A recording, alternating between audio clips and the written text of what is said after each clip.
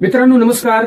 आज आपण एका अशा विषयावर बोलणार आहोत जो आपल्या घरात, आपल्या आईवडिलांच्या आरोग्यात आणि आपल्या विश्वासावर थेट हात घालतोय.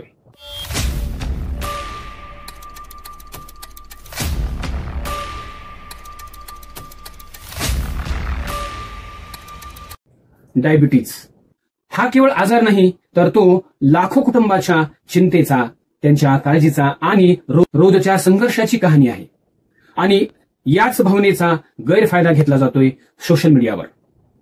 फेसबुक, युट्यूब, व्हॉट्सअपवर वेगवेगळ्या प्रकारच्या एकामागोमाग एक व्हिडिओ, जाहिराती व्हायरल होत आहेत, ज्यात प्रसिद्ध सेलिब्रिटी, राजकारणी आणि काही पत्रकार, त्याच्यामध्ये शाहरुख खान, अक्षय कुमार, हेमा मालिनी, अंजना ओम कश्यप एवढंच नव्हे तर योगी आदित्यनाथ, हे सर्व लोक एक गोष्ट म्हणताना दिसत आहेत.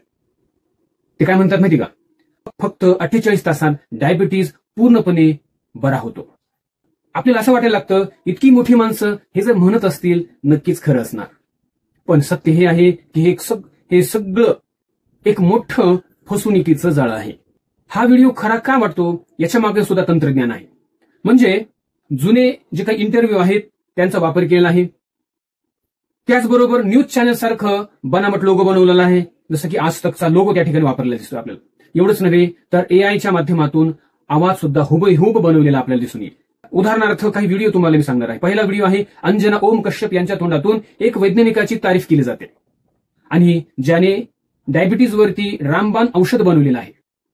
पण जर हा व्हिडिओ जर तुम्ही निरखून जर पाहिला तर तुम्हाला दिसून येईल की त्यांचं म्हणणं आणि त्यांचा आवाज हा त्या ठिकाणी वेगळा दिसायला लागतो, तफावत दिसायला लागते, आवाजच वेगळा वाटतो.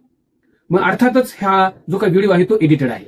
दुसरा व्हिडिओ आहे योगी आदित्यनाथ यांचा एक व्हिडिओ व्हायरल होतोय आणि तो कशा पद्धतीने बनवलेला आहे तर अंजना ओम कश्यप आणि योगी आदित्यनाथ मध्ये ते असं सांगताना दिसत आहेत की या औषधाने 1 कोटी लोक बरे झाले आहेत. पण मूळ व्हिडिओ जर पाहिला तर तो 16 जानेवारी 2024 आहे, जो आज तक वर दिलेला एक सामान्य इंटरव्ह्यू आहे आणि त्यात डायबिटीजचा नामोल्लेख सुद्धा नाही. मित्रांनो, आपल्या आईवडिलांना, वृद्ध आजी आजोबांना डायबिटीस आहे. ते या व्हिडिओवर विश्वास ठेवून ही नकली औषधं विकत घेतात आणि त्यांची तब्येत ती औषध घेतल्याने अजून जास्त बिघडते.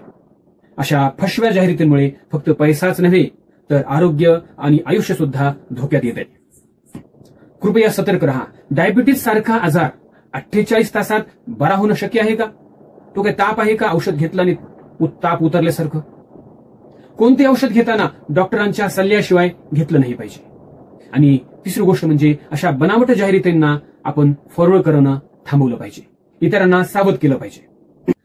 शेवटी एकच मनापासून तुम्हा सर्वांना सांगतोय, एक विनंती करतोय की सामान्य माणसाच्या विश्वासावर गदा येणं हे सर्वात मोठी फसवणूक आहे. त्यामुळे फसव्या जाहिरातींपासून स्वतःला आणि आपल्या कुटुंबाला वाचवा. आपलं आरोग्य आपली जबाबदारी. शेवटी एवढंच म्हणेन, ही जी माहिती मी तुम्हाला सांगितलेली आहे शेअर करा, कारण कोणाचं तरी आयुष्य या एका शेअरमुळे नक्कीच बरं होऊ शकतं.